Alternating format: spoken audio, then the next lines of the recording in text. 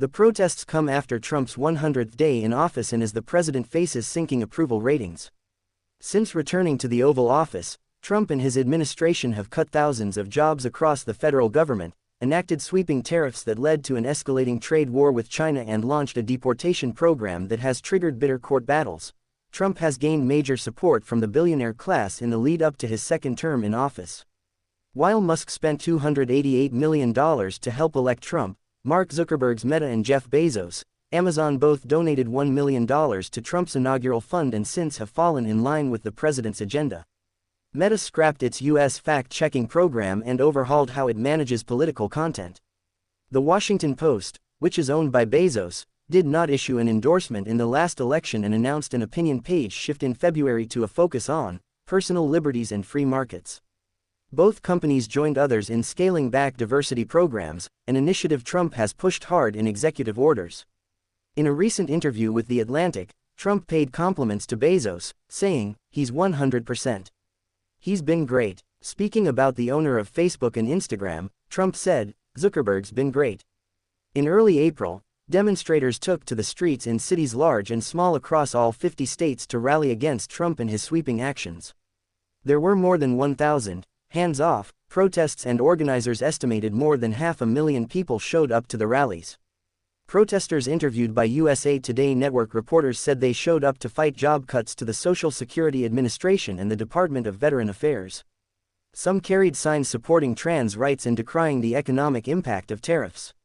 Others gathered to show their opposition to Trump's deportation program, especially after Kilmar Abrego Garcia was mistakenly sent to a maximum security prison in El Salvador.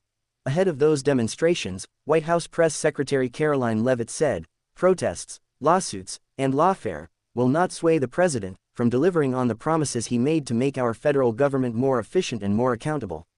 Trump held a rally in Michigan on April 29 to celebrate his first 100 days in office.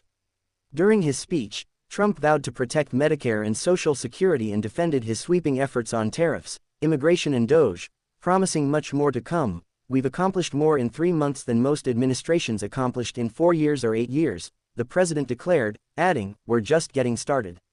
What are the May Day 2025 rallies? The events dubbed May Day 2025 and May Day Strong are using the hashtag May Day Strong and are considered a national day of action that is backed by a coalition of over 250 local organizations.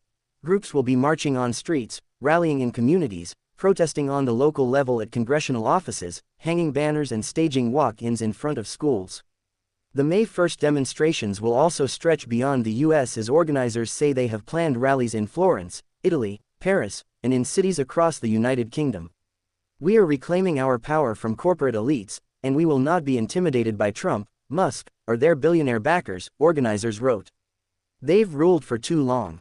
Their time is up, and May Day is just the beginning." Organizers say they are demanding protection of Medicare and Social Security, fully funded schools, healthcare and housing for all, and a stop to attacks on immigrants, Black, Indigenous, trans people, and other communities. May Day's origins. May Day is a seasonal celebration of spring, marked by parades and bright colors and a day to honor workers, often marked by protests and rallies. With its roots in the pagan tradition, May Day celebrations stretch back to the Middle Ages, when festivities marked the midway point between the spring equinox and the summer solstice. Celebrations of spring on May Day are still held in many parts of the U.S. with maypole dances and the gifting of flower baskets.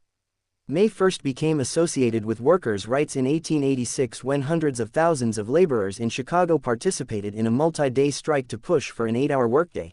The strikes were marked by bloodshed as clashes between protesters and police grew violent.